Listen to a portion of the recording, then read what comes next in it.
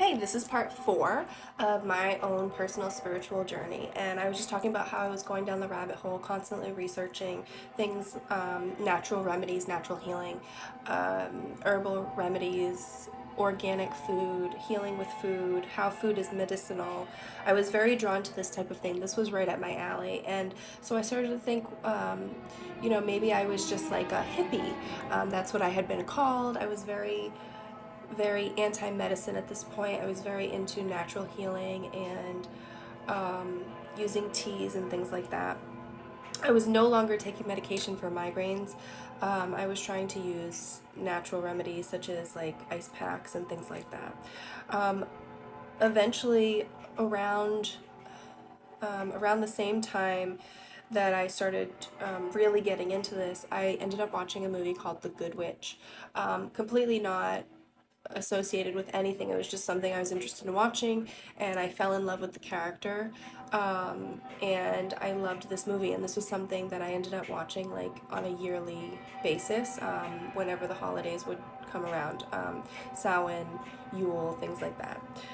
It was just a really feel good movie, and I really was interested in this genre, I guess. But with that, there was something in the movie that made me think about crystals, which is the first time that I ever had started researching crystals.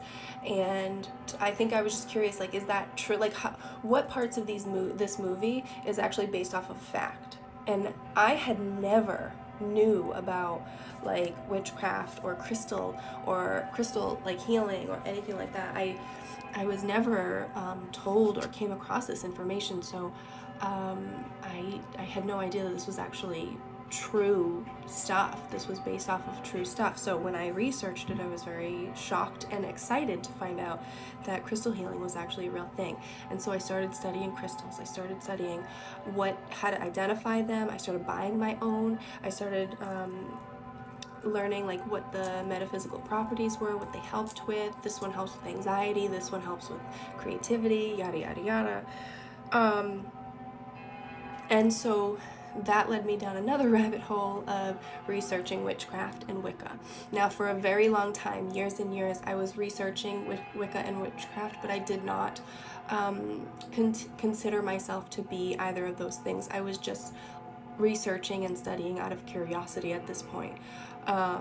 Just because I knew nothing about it. And again, I am very interested in learning about other cultures and having that education, even if it's not something that I follow. Continue watching for part 5.